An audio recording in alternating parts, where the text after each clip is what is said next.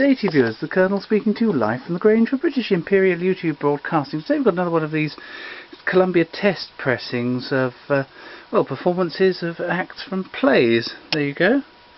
Hopefully you can see that. There we go. School for Scandal, of course, this time. Well, not of course. Written by Sheridan. Let's hope you enjoy this. It seems to be the same cast. Lady Teazle, I will not bear it. Sir Peter, you may bear it or not as you please. But I also have my own way in everything, and what's more, I will, too. What though I was educated in the country? I know very well that women of fashion in London are accountable to nobody after they are married. Very well, ma'am, very well. So, a husband is to have no influence, no authority. Authority? No, to be sure.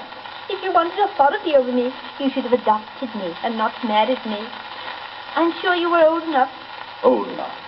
Aye, there it is. Well, Lady Teazle, though my life may be made unhappy by your temper, I'll not be ruined by your extravagance. My extravagance? I'm sure I'm not more extravagant than a woman of fashion ought to be. No, madam. You shall throw away no more sums on such unmeaning luxury. Life, to spend as much to furnish your dressing room with flowers in winter as would suffice to turn the Pantheon into a greenhouse and give a fete champêtre at Christmas. Lud, Sir Peter, am I to blame because flowers are dear in cold weather? You should find fault with the climate and not with me. And for my part, I'm sure I wish it would spring all the year round, and that roses grew under our feet. Madam, if you had been born for this, I shouldn't wonder at your talking thus. But you forget what your situation was when I married you. No, I don't. It was a very disagreeable one, or I should never have married you. Yes, madam. You were then in somewhat a humbler style, the daughter of a plain country squire. Recollect, Lady Teazle, when I saw you first, sitting at your tambour, in a pretty-figured linen gown with a bunch of keys by your side, your hair combed smooth over a roll, and your apartment hung round with filthy worsted of your own making. Oh, yes, I remember it very well. And a curious life I led.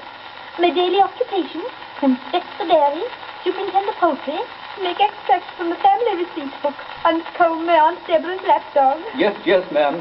It was so indeed. And then, my evening amusement, to draw patterns for ruffles, which I had not materials to make up, to play Pope Joan with the curate, to read a sermon to my aunt, or to be stuck down to an old spinet to strum my father to sleep after a fox chase. I am glad you have so good a memory. Yes, madam, these were the recreations I took you from. But now, you must have your coach, vis-a-vis, and 3 powdered footmen before your chair, and in the summer, a pair of white cats to draw you to Kensington Gardens. No recollection, I suppose, when you were content to ride double behind the butler on a docked coach horse. No, I swear I never did that. I deny the butler and the coach horse. This, madam, was your situation. And what have I done for you? I have made you a woman of fashion, of fortune, of rank. In short, I have made you my wife.